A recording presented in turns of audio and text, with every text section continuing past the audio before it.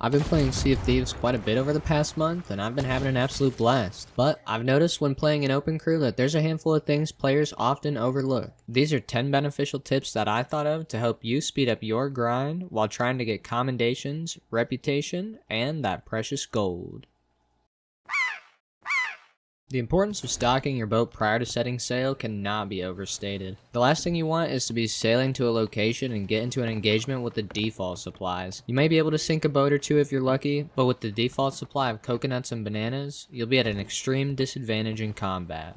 There's a few ways to prepare your boat before setting sail. On captain boats, captaincy supplies can be purchased from the shipwright and will be deposited directly into your barrels. Supply boxes can also be purchased from the merchant traders at any outpost. Just don't forget to retrieve the boxes from the merchant and deposit the goods onto your boat. If you want to cut costs and still stock up your boat, consider purchasing a storage box from the merchant trader and then running around the island emptying all the barrels into your storage box. It's a cheaper way to stock the boat with some baseline supplies, and if you're lucky, you can even get some higher tier supplies from the barrels that the merchant and shipwright don't offer. Stocking for free is by far the most tedious. It doesn't cost any money, but it does take some time. You can stock your boat for free by loading up your pockets with goods from barrels on the island, and then depositing them into your boat's barrels. It takes longer, but it's better than setting sail with bananas. If you are trying to gain as much gold and reputation as possible as fast as possible, utilizing the Emissary System is a must. Flying emissary flags for the particular faction that you are grinding will increase the gold and reputation acquired when selling loot to that faction. Something to be aware of is the amount of emissaries on a given server is publicly displayed at all times. You can look for wooden boats at any of the emissary tables to see if there are other pirates flying specific emissary flags. It's also good to note that grade 5 Reaper emissaries will not only have knowledge about existing emissaries, but also their specific locations. Keep your eyes on the map for potential Reaper grade 5s, because if you are also flying an emissary flag, there's a pretty decent chance they will head your way. Easy yet effective, keeping your anchor raised at virtually all times can save you a lot of time and mitigate potential future chaos. Raising your anchor takes time, and the larger the boat, the longer it takes to raise. Instead, just raise your boat's sails prior to approaching an island and allow the boat to coast to a stop. Your boat will come to a complete stop with your sails raised, so dropping the anchor is generally not necessary and will only add time onto your voyages. When parking your boat, instead of heading for your destination head-on, I recommend pulling up with your boat parallel to the coastline. This will give you multiple advantages as well as save you time departing. Parking parallel to the coastline is advantageous because it allows your broadside to be facing any potential incoming threats, as well as gives you an option for departure if necessary. You don't want to be stuck having to raise your anchor and rotate the boat if someone is heading your way. With the anchor up and boat properly parked, it increases the amount of time you have to make a decision on whether or not you wish to engage with incoming pirates, as well as decreases the time it takes to act on that choice. Whether it's being prepared for battle or just going from place to place, you will save time by keeping that anchor up.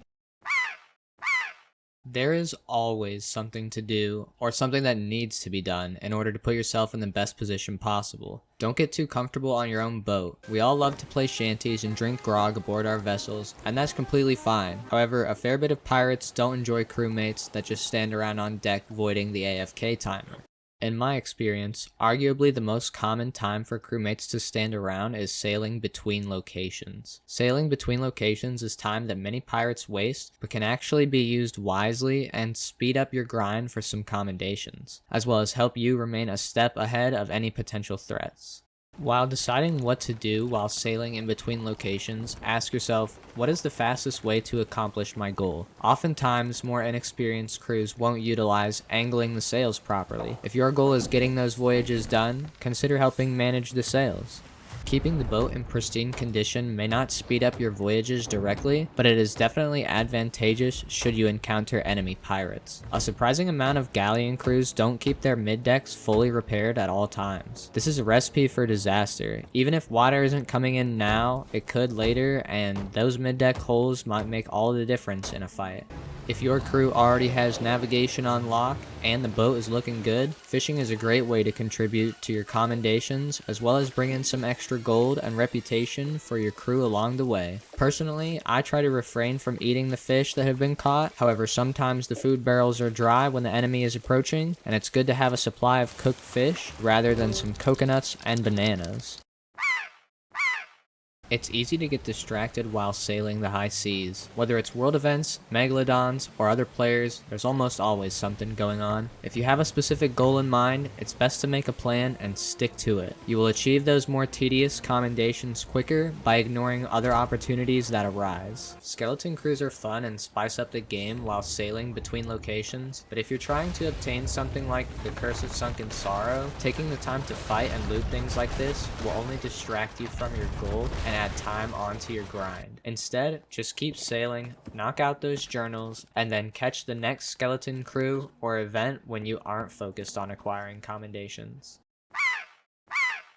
Utilizing the sword lunge mechanics will increase your mobility, in turn decreasing the time it takes to accomplish tasks. The sword lunge can be used in a handful of ways, and performing it is rather simple. The default sword lunge can be performed simply by holding your attack key with the sword equipped. However, it's not recommended to default sword lunge basically ever. Instead, consider the sword lunge jump.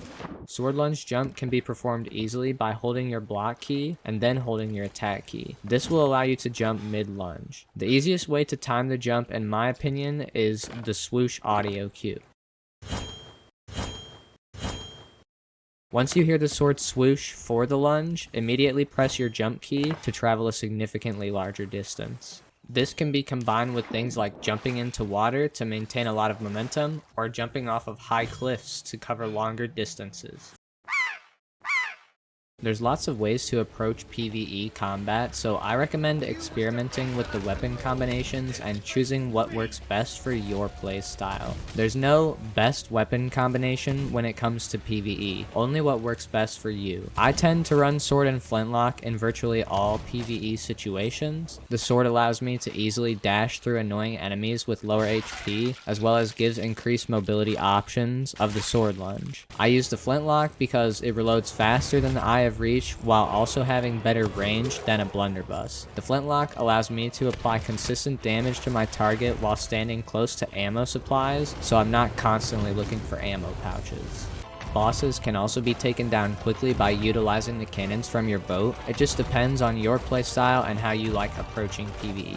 Although playstyles differ, one thing is for sure. When engaging in PvE combat, it's best to prioritize your targets. Ashen skeletons, for example, despawn when you kill an Ashen Lord, so there's no reason to waste your time taking out the skeletons when you could be using that time damaging the boss. Not every situation is identical, so it's up to you to decide the best course of action. Just keep the end goal in mind and decide for yourself what the fastest way to accomplish that goal is.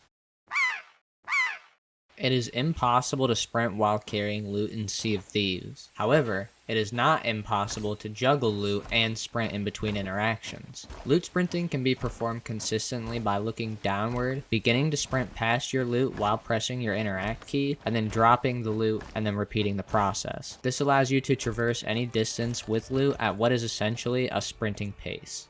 Loot sprinting, in my experience, can get tedious, especially when moving loot only small or moderate distances. I tend to only loot sprint when I'm trying to play as efficiently as possible, or when I'm moving loot longer distances. But one thing is certain, sprinting with loot will drastically decrease the time it takes to complete your voyages, which will also decrease the time it takes to get that precious gold and reputation. It can also be performed in the water while swimming. Don't forget to utilize the harpoons on your boat to move treasure. There's no need to swim your loot to your boat at an excruciatingly slow pace when you can just drop it on the coast, swim to your boat quickly, and instantly grab it with the harpoon. It saves time, and it's more fun. Most players know about selling to sovereigns, however most players is not all players, so I'll cover it briefly. When sailing on a captained boat, you can sell virtually all your loot at the sovereign tent. Selling to sovereigns will drastically decrease the time that it takes to sell your onboard loot.